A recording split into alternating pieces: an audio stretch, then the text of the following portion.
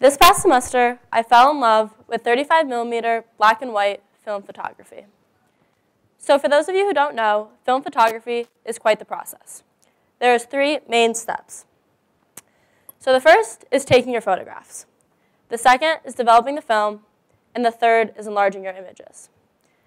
Now, taking a photo on a film photography camera is a little different than taking one on your phone. You can't just point and click. You have to manually adjust for the lighting.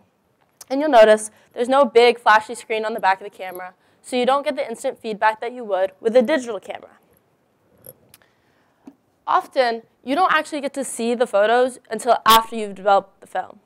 Now, developing the film is a process within itself, half of which is done in the complete darkness, and the other half involves a series of chemicals in a particular order, all maintaining a certain temperature.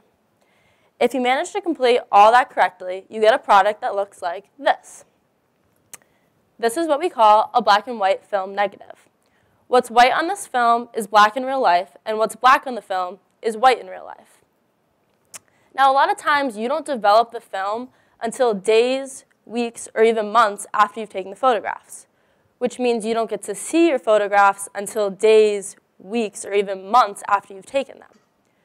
Seeing your photos for the first time comes with this super exciting moment, even though you're seeing them on these small, not very detailed pieces of black and white film.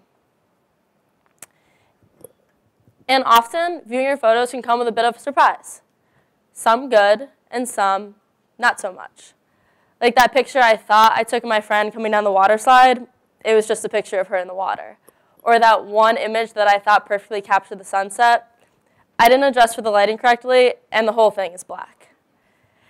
And this feeling stinks, because a lot of times you've been waiting to see these photos, and you know that they are moments that you will not be getting back.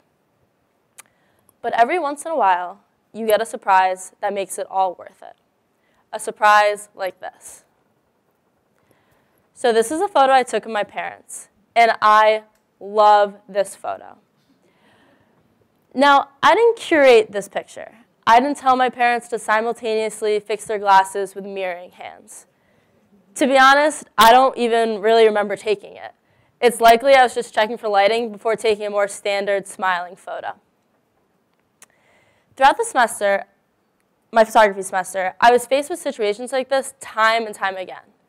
I was taking pictures that I loved, but that were taken accidentally. But I was still putting them on the wall, and I was still putting them in my final portfolio. Eventually, I was forced to answer the question, how can I take credit for these images that I did not intentionally and mindfully take? And the more I thought about it, the more I realized that this question applied not only to film photography, but many other aspects of my life as well. More generally, I was asking myself, how can I take ownership of the chance that occurs in my life? How can I be proud of the things I've done when my success is somewhat based on luck? Whether we choose to acknowledge it or not, chance plays a great role in all of our lives. Some good, and some not so much. I find it easiest to remark on chance in terms of college acceptance. I'm sure, like a lot of you sitting out there today, I worked extremely hard to build my resume going into college. Sports captain, student council, peer counselor, tour guide, coach, volunteer, all that on top of AP and advanced courses. I did everything and anything that would help me get into a high academic school. And it worked. I got into a really great school that I love and am super proud to attend. But I recognized that there were certain things that were outside of my control that contributed to my success. I'm not talking about big, tangible, obvious things. I'm talking about the way in which my parents never fought. How there was always a quiet place in my home for me to do my homework. Or how my only health-related absence from school was for my yearly physical. These things might seem minor, but these were circumstances that I was afforded and others were not.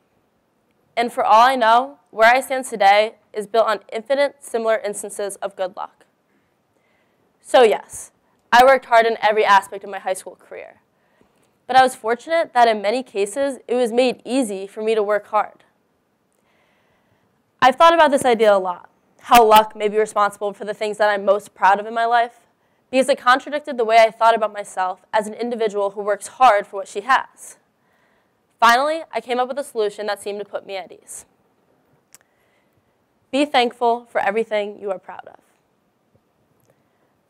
By being thankful, I'm constantly reminding myself that although my achievements aren't completely my own doing, I can still take pride in the hard work I've put in. I believe the moment you stop being thankful for what you've achieved is the moment you become entitled. We can all probably think of someone who just got a new job or maybe a new degree or some award at school and therefore thinks they should be treated differently. Well, the truth is, hard work put in does not equate success achieved. That's why personally, although I worked my butt off in high school, I will never say I deserve to be at my college. By using the word deserve, I'm neglecting all the uncontrollables that made my success possible. By using the word deserve, I'm saying my counterpart, who worked just as hard as me in high school, deserves to go into the workforce upon graduation because her family needs help making ends meet. A lot of hardworking people are uncomfortable admitting that chance has something to do with where they are today. I've had this exact conversation with some of my classmates, and I think they've gotten a little annoyed with me, as some of you may be now. They say, Sam, you have no idea where I came from. You are absolutely downplaying the amount of work I put in. I absolutely deserve to be at this school. To which I respond, I believe you.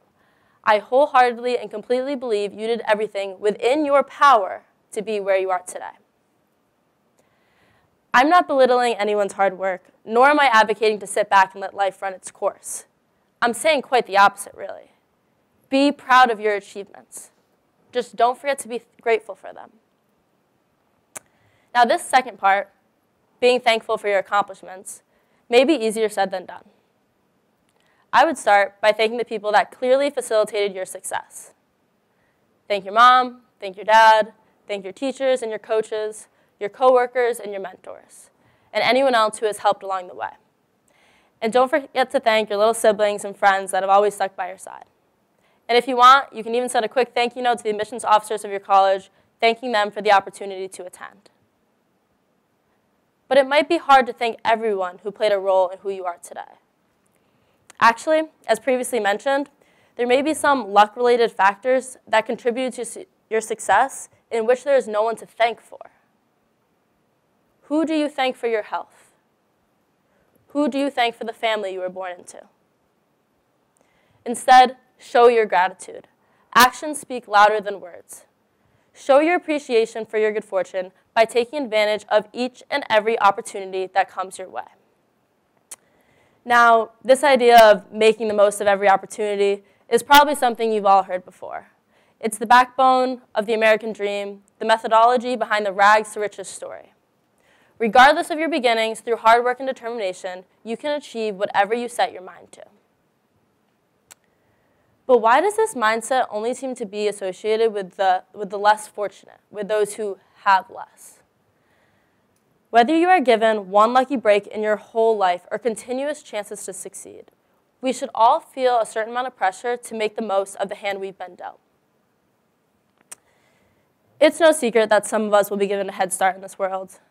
Not because we asked for it, not because we earned it, just because we got lucky.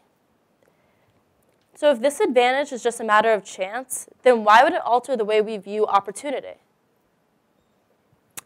At a basketball tournament in the summer before 8th grade, a teammate on my team expressed to us, her teammates, if I make it to play Division I basketball, I don't have a story. She was a 5'10" middle school girl who belonged to an upper-class family that supported her dreams and was able to afford all the sports needs, such as travel, club teams, coaches, and camps. She recognized that, unlike some of her peers, she would not face the hardship and adversity in working towards her goal of being a college basketball player. And this made her feel as though her current achievements and any future achievements as a basketball player were meaningless, as if they were served to her on a silver platter. That girl went on to play Division I basketball at a very high level. And I hope she's proud of herself because she worked hard and she controlled everything that she could control. Her being born into a household that was able to provide for her dreams was just as much a matter of chance as her being born into a situation less fortunate. She responded to the opportunity she was given by recognizing her good luck, and capitalizing on it. Her gratitude and humbleness were made obvious through her actions. I think it's all of our responsibility to be like her and make the most of what we've been given, however much or little that may be. Regardless of where you started, be proud of your achievements and hard work thus far. In other words, hang those accidental photographs on the wall. But when you walk by them, reflect on your good fortune and take the time to show your gratitude. We are all luckier than we could ever imagine. Thank you.